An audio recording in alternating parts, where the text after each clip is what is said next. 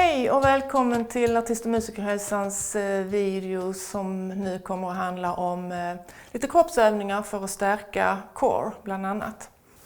Den första börjar vi med att vi lägger oss ner på magen och lägger armarna ovanför oss här. Jag får ta av mina glasögon så att jag kan vila med huvudet.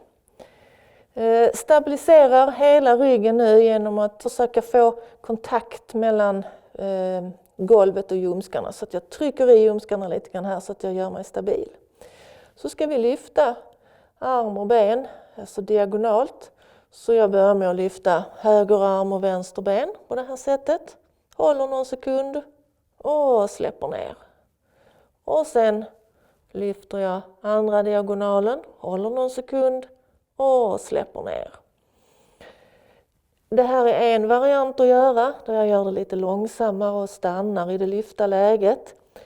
Jag kan också göra det snabbare där jag liksom har ett annat tempo och skiftar. Men jag hela tiden är noga med att hålla ner ljumskarna så att jag blir stabil. Och vi spinner vidare på samma tema här då egentligen när vi går vidare till nästa övning. Där vi också ska jobba med att sträcka eller lyfta diagonalt. Jag försöker hitta en linje här igenom från nacken, bröstrygg ner till bäckenet. Och så ska vi på samma sätt här sträcka diagonalt så att vi lyfter där och försöker göra oss långa. Håller någon sekund, släpper ner. Vill vi så kan man ju fortsätta köra en diagonal. Jag tycker det är lite skönare att få lov att byta emellan här. Så sätter i, växlar och sträcker ut.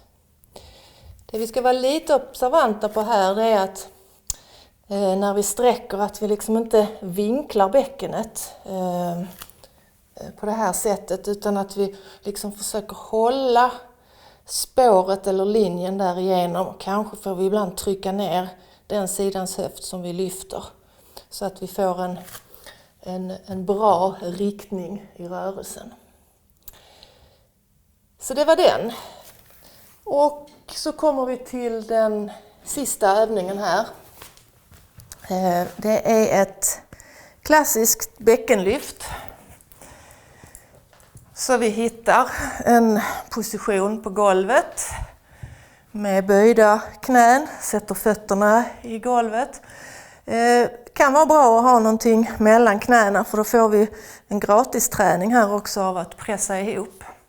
Kan behöva flytta ner rumpan så att vi får en skön svank här som någorlunda kan ligga i mot underlaget. Så vi trycker ner där först för att göra oss stabila över ryggslutet. Och sen lyfter vi rumpan här rakt upp. Så vi får en linje, knä, höft, axel. Har jag armarna på golvet så har jag lättare med balansen. Vill jag försvåra det så lägger jag händerna på bröstet eller kanske rent av riktar dem mot taket på det här sättet. Detta att bara lyfta på rumpan kan vara tillräckligt för en del. Det är tillräckligt tungt. Fördel är om vi kan lyfta upp och sen försöker vi sträcka på ena benet. Och då ska vi försöka ha låren parallella och vi ska också försöka bibehålla bäckenet parallellt med golvet.